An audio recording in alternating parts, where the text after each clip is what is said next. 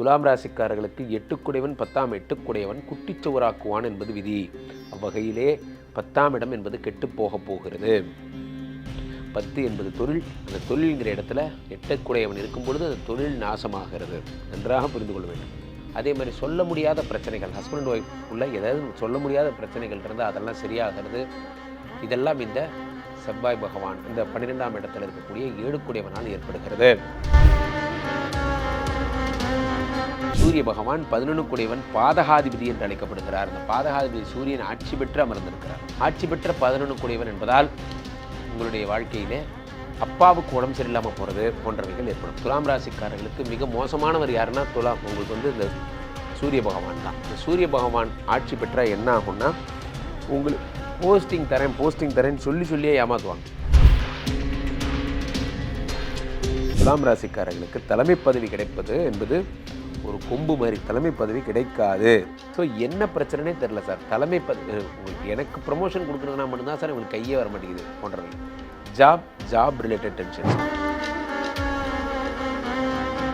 இந்த பக்கம் கன்னி ராசிக்காரங்களுக்கு 10லே குரு பதவி பறி போகும். துலாம் ராசிக்காரர்களுக்கு 8குடையவன் 10ஆம் இடத்திலிருந்து பணியில பிரச்சனைகளை உண்டாக்குவார். ஒரு பெண்ணால் பிரச்சனையை உண்டாக்குவார். மிக முக்கியமான விஷயமே அதுதான். துலாம் ராசிக்காரர்கள் ரொம்ப ஜாக்கிரதையாக இருங்க. வேலை விஷயங்களில் அது முக்கியமாக ஈக்குவல் ஜெண்டர் இருக்கிற கம்பெனிலாம் கூட பெண்கள் பணிபுரிஞ்சாங்கன்னா பெண்கள் நாட்டின் கண்கள். அந்தம்மா வணக்கம்மா, சரிம்மா, போம்மா, அவ்வளோதான். எதுவும் பேசணும்.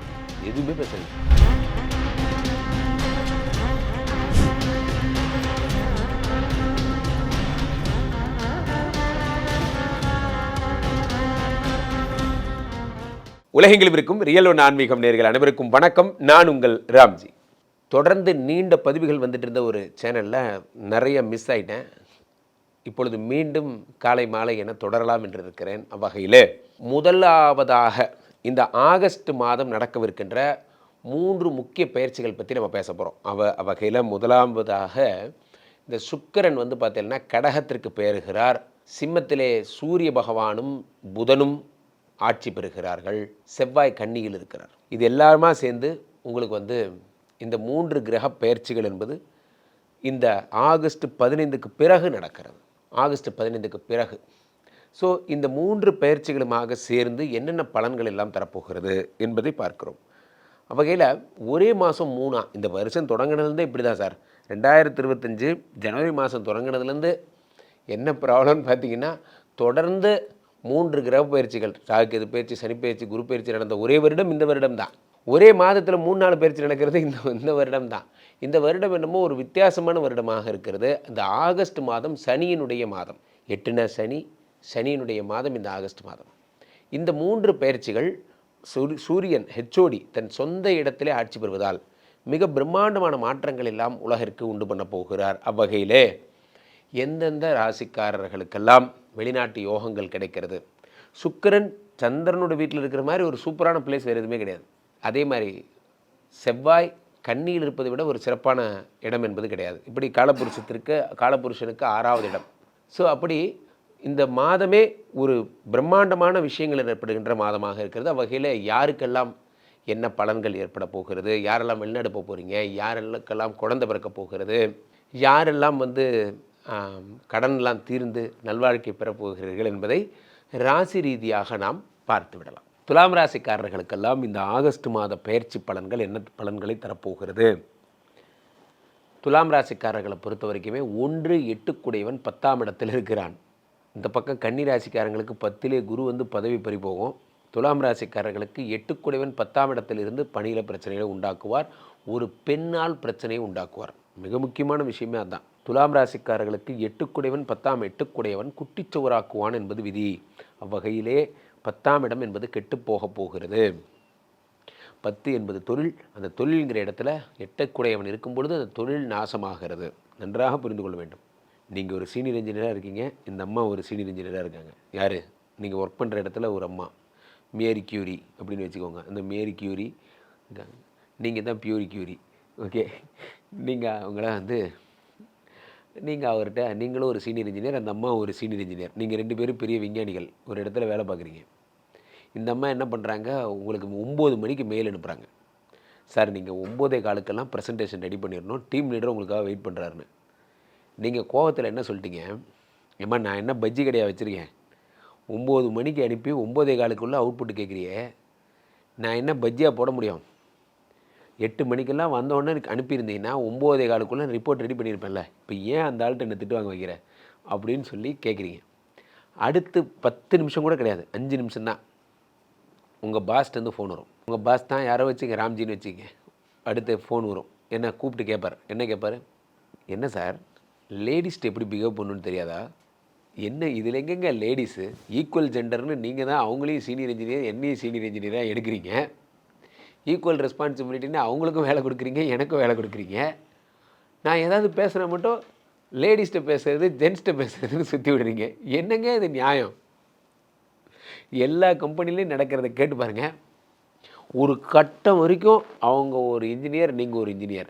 ஒரு கட்டத்துக்கு மேலே போயிடுச்சுன்னா லேடிஸ்கிட்ட பிஹேவ் பண்ணுறது சரியில்லை, லேடிஸ்கிட்ட சாஃப்டாக ஹேண்டில் பண்ணுன்ட்டு போயிடுவாங்க. ஏன் எங்கிட்ட யாருமே சாஃப்டாக ஹேண்டில் பண்ணலையே, என்ன இந்த ஆள் தூக்கி போட்டுல மிதிக்கிறான்.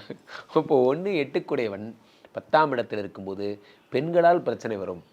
கடைசியாக பெண்கள் ஒரு கட்டத்துக்கு மேலே எடுக்கிற அஸ்திரம் என்னென்னா, நானே இது மாதிரி கஷ்டத்தில் வந்திருக்கேன் தெரியுமா, என்னை இந்த மாதிரிலாம் சொல்லிட்டாங்க என்று சொல்லிவிடுவார்கள். அது போன்ற தேவையில்லாத நியூசன்ஸ் கேஸ் இதெல்லாம் அது போன்று வருவார். அதெல்லாம் நீங்கள் ஃபேஸ் பண்ணணும், அதற்கு தயாராகிருங்கள். 1.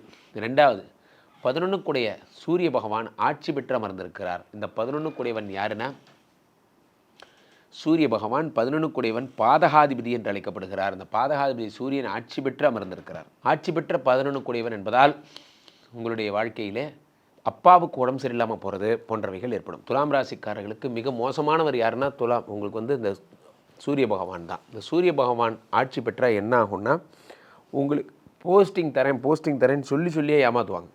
போஸ்டிங் தரேன்னே சொல்லுவாங்க, நான் அப்படி பண்ணுறேன் ஏதாவது சொல்லிகிட்டே இருப்பாங்க. அதனால் அந்த போஸ்டிங் தர்றது அப்படிங்கிறது உங்களுக்கு நடக்கவே நடக்காது, ஏமாற்றுவாங்க. கடைசி வரைக்கும் நல்லா ஒர்க் பண்ணுங்கள் சசி, நீங்கள் தான் அடுத்து ஹெல்த்து இன்ஸ்பெக்டராக உங்களுக்கு கவர்மெண்ட்டில் வேலை கிடைக்க போகுது. சரி சார், நான் இன்ஸ்பெக்டர் ஆயிடுவேனா? கண்டிப்பாக ஆயிடுவீங்க, தொடர்ந்து பண்ணுங்கள், நிறைய கேஸ் பிடிங்க. நீங்களும் விரட்டி பிடிக்கிறீங்க. கடைசி வரைக்கும் சப் இன்ஸ்பெக்டராகவே வச்சுருக்காங்களே தவிர இன்ஸ்பெக்டர் கொடுக்கவே மாட்டேங்கிறாங்க சார். கொடுக்க மாட்டாங்க. ஏன்னா துலாம் ராசிக்காரர்களுக்கு தலைமை பதவி கிடைப்பது என்பது ஒரு கொம்பு மாதிரி. தலைமை பதவி கிடைக்காது, அதான் கஷ்டம். 11 சூரிய பகவான் ஆட்சி பெற்று அமர்ந்திருப்பதால் உங்களுக்கு இது போன்ற பலன்கள் ஏற்படுகிறது. ஆட்சி பெற்ற 11 கேது பகவானும் இருக்கிறார். ஸோ என்ன பிரச்சனைனே தெரில சார், தலைமை உங்களுக்கு எனக்கு ப்ரமோஷன் கொடுக்குறதுனா மட்டும்தான் சார் உங்களுக்கு கையே வர மாட்டேங்குது போன்றவைகள். ஜாப் ரிலேட்டட் டென்ஷன்ஸ், மற்றபடி உங்களுக்கு ஒன்றுமே கிடையாதுங்க. வேறு எந்த டென்ஷனும் கிடையாது. ஜாப் ரிலேட்டட் டென்ஷன் மட்டும்தான் துலாம் ராசிக்காரர்களுக்கு பீக்கில் இருக்கும். மற்றபடி பெரிய ப்ராப்ளம் எதுவுமே வராது. தொழில் சார்ந்த பிரச்சனைகள். ஸோ அடுத்ததாக இந்த துலாம் ராசிக்காரர்களுக்கு நடக்கின்றது 12ஆம் இடத்திலே இருக்கக்கூடிய செவ்வாய் பகவான். 2-7 12ஆம் இடத்தில் இருக்கிறார். 7 12ஆம் இடத்தில் இருந்தால் என்னாகும்? இல்வாழ்க்கை சுகம் போன்றவை தரக்கூடிய இடம் 7 இடம், கலத்திரஸ்தானம். அந்த 7 12ஆம் இடத்தில் இருக்கும் பொழுது குடும்ப வாழ்க்கையில் மகிழ்ச்சி, அதே மாதிரி சொல்ல முடியாத பிரச்சனைகள், ஹஸ்பண்ட் அண்ட் ஒய்ஃப்குள்ளே ஏதாவது சொல்ல முடியாத பிரச்சனைகள் இருந்தால் அதெல்லாம் சரியாகிறது. இதெல்லாம் இந்த செவ்வாய் பகவான் இந்த 12ஆம் இடத்தில் இருக்கக்கூடிய 7 ஏற்படுகிறது. 7 என்ன செய்கிறார்? உங்களுடைய மன வாழ்க்கையில் மகிழ்ச்சியை உண்டு பண்ணுகிறார். வெளியே சொல்ல முடியாத பிரச்சனைகள்லாம் சரி பண்ணுறார். இன்டிமெசி ப்ராப்ளம்ஸ் சார், 2 பேரும் நாங்கள் ஒன்றாவே இருக்கிறது இல்லை, அது போன்ற பிரச்சனை, உயிரணு குறைபாடு, கருமுட்டை குறைபாடு, நிறைய பேர் ஃபேமிலியில் இதுதான் பெரிய ப்ராப்ளமாக இருக்குது. இதெல்லாத்தையும் சரி பண்ணுகிறார். இந்த நேரம் என்பது உடலை சரி பண்ணிக்கூடிய நேரம். துலாம் ராசிக்காரர்கள் ஹெல்த் வைஸ், ஃபேமிலி வைஸ் சந்தோஷமாக இருக்க போகிறீங்க. ஜாப் வைஸ் ரொம்ப ஜாக்கிரதையாக இருக்கணும். நிறைய நகை வாங்குவீங்க. 9ஆம் இடத்து சுக்கிரனால், சூரியன் இது குருவால். பட் ஆனால் அந்த சுக்கிர பகவான் 10ல் அமர்ந்து 10ஐ கெடுத்து சர்வநாசம் செய்து 10 ஒன்றும் இல்லாமல் ஆக்கிறார். ஆகையினாலே துலாம் ராசிக்காரர்கள் ரொம்ப ஜாக்கிரதையாக இருங்க. வேலை விஷயங்களில், அதுவும் முக்கியமாக ஈக்குவல் ஜெண்டர் இருக்கிற கம்பெனிலாம் கூட பெண்கள் பணிபுரிஞ்சாங்கன்னா பெண்கள் நாட்டின் கண்கள். அந்தம்மா வணக்கம்மா, சரிம்மா, போம்மா, அவ்வளோதான். எதுவுமே பேசாதீங்க. அமைதியோடுத்தல் உங்களுக்கு நலம். கீழே போயிட்டிருக்கிற 2 நபரை கூப்பிடுங்க. உங்களுடைய சொந்த ஜாதகத்தை பார்த்து கொள்ளுங்கள். உலக புகழ் வாய்ந்த நமது ஸ்ரீமடம். இந்த ஸ்ரீமடத்திலே இங்கு மட்டும்தான் விஷ்ணுமாயா 6 அடி உயரத்தில் ஒரு பெரிய சிலாரூபமாக, விஸ்வரூபமாக எழுந்தருளி இருக்கிறார். இந்த விஷ்ணுமாயாவிடம் தலைமை சாத்தன் மடம்னா இங்கே இருக்கிற அத்தனையும் இந்த விஷ்ணுமாயாவுக்கு கீழே தான் வருகிறது. கேரளாவில் 100 டெம்பிள் இருக்கலாம், இருந்தாலும் இங்கே இருக்கிற விஷ்ணுமாயா மட்டும்தான் இத்தனை பெரிய உருவமாக ஆஜானுபாகவாக எழுந்திருக்கிறார். அதாவது தலைமை சாத்தன்னு சொல்கிறது. ஸோ இவர் எடுப்பதே இறுதி முடிவு. இங்கு வந்த அத்தனை பேரும் கை நிறைய பணத்தோடு செல்கிறார்கள். உங்களுடைய அழைப்பிற்காக காத்திருக்கேன். மீண்டும் ஒரு நல்ல பதிவில் சந்திப்போம். நன்றி, வணக்கம்.